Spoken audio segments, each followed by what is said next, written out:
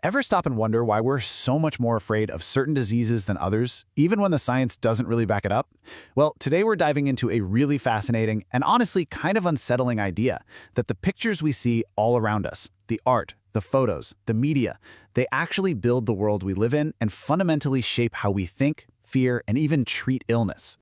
It's a huge historical puzzle, right? I mean, think about something like medieval leprosy. It was never as widespread as the plague, not by a long shot. And yet, the social panic around it, it was completely off the charts, way out of proportion to the actual medical risk. So what's going on here? What creates that massive gap between what a disease is and how we feel about it? Well, it turns out the answer isn't really hiding in a medical textbook. It's in art. It's in the powerful, often invisible, influence of our visual culture. And as we're about to see, the images that define an era can create a stigma that's way more contagious than the disease itself. So to crack this puzzle, we're going to play detective. We've got two major historical clues to follow, and each one is going to show us exactly how seeing an illness can turn into believing a stereotype. Okay, so take a look at this. On the one hand, you've got this medieval woodcut of skeletons dancing with people, and on the other, a 19th century sketch of a patient in a mental asylum. They could not seem more different, I know, but believe it or not, they're basically two sides of the same coin. They show us a hidden pattern for how we, as a society, create the look of sickness. All right, clue number one.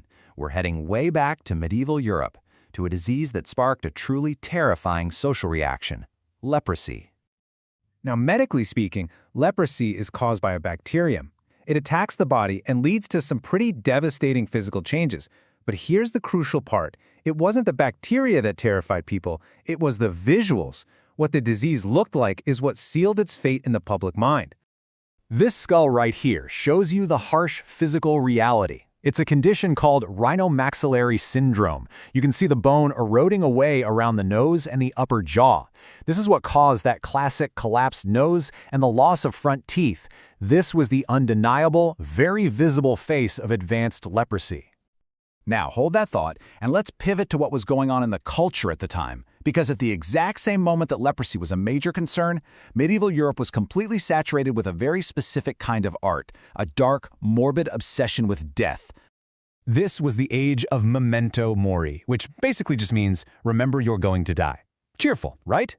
And a super popular way to show this was the danse macabre, the dance of death, like you see here. These images of skeletons and rotten corpses were just everywhere. A constant graphic reminder that death is coming for everyone. And this is where it all clicks together in the most awful way. Those facial deformities from leprosy, that skeletal look, the collapsed nose, it looked eerily, uncannily similar to the skeletons and corpses in all that art. The symptoms of the disease became a real-life mirror of the culture's biggest fear. And the consequences were just catastrophic. People with leprosy weren't just seen as sick anymore, they were seen as the living, breathing embodiment of death itself. They were actually called the living dead and were forced to go through these bizarre funeral ceremonies that officially declared them dead to the world. Okay, let's jump forward a few centuries now to our second clue. We're in the 1800s, and this is where the link between image and illness stops being an accident and becomes completely intentional.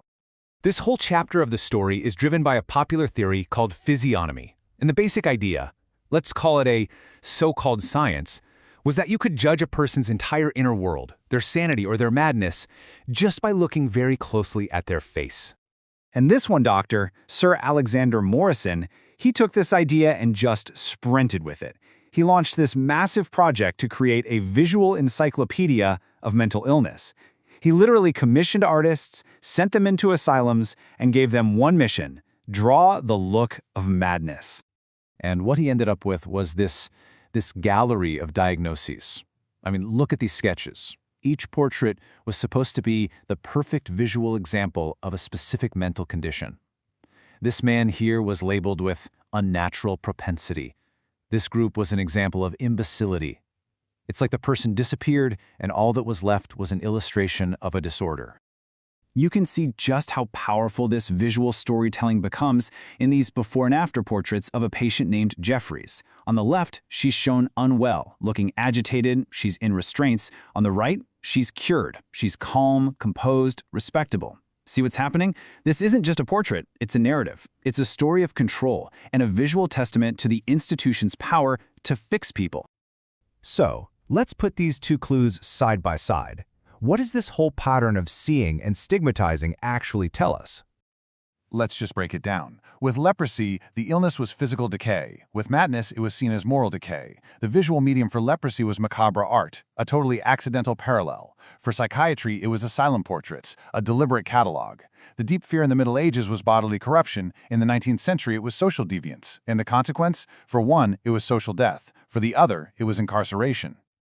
So here's the really wild takeaway. At the end of the day, it almost doesn't matter how that link gets made.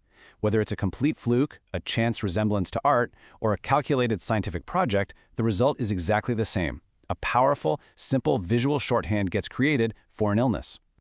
And that shorthand, wow, it is incredibly powerful. It becomes so dominant that it just completely eclipses the actual human being. They're no longer an individual who is experiencing an illness, they are the image of the illness. They become a leper, a maniac, a living, breathing stereotype. So, you might be thinking, okay, interesting history lesson, but why does any of this matter to us right now? Well, because this process, it didn't just stop in the 19th century, not at all. We're doing this exact same thing every single day. Seriously, think about it. What's the go-to stock photo for depression? Someone holding their head in their hands, right? Or think about news coverage of a pandemic. It's always focused on people in hazmat suits, which creates this instant visual language of fear and otherness. Even those pharmaceutical ads with their neat little before and after stories, that's the same playbook Dr. Morrison was using. And that forces us to ask a really critical question. The images we consume and create today are actively building the stigmas of tomorrow. So I'll leave you with this. Take a good, hard look at the visual world we're all living in. What is the modern look of sickness? And what stereotypes are we all learning to believe simply by seeing?